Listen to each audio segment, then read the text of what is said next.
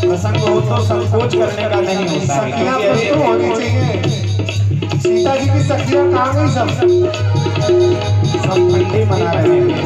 बगिया में आए फूल, बगिया में आए, बगिया में आए फूल, बगिया में आए, बगिया में आए फूल, बगिया में आए, बगिया में आए फूल, बगिया में आए। सुनो सीता मेरी बात, बगिया में आए, सुनो सीता मेरी बात, फूल बगिया में आए।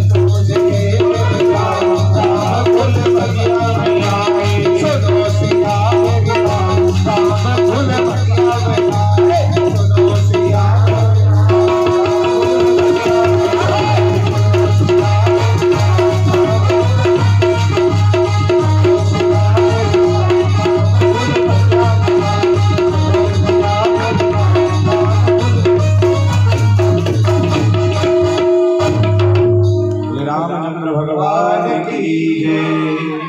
आइए बधाई करा लेते हैं। बोले रामचंद्र भगवान की। हम सबके बीच में राम जी विराजमान हैं। आज हम उन सब भगवान का उत्सव मनाएंगे।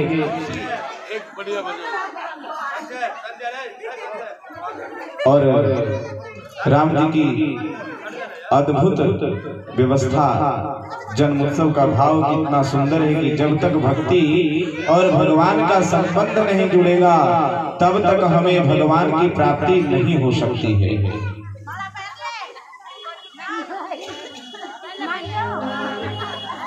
जन्मे है राम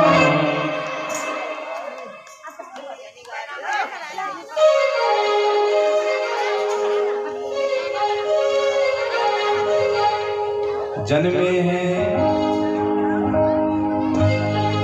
अरे राम जी के भैले जन्मवा, राम जी के भैले जन्मवा, चलो कर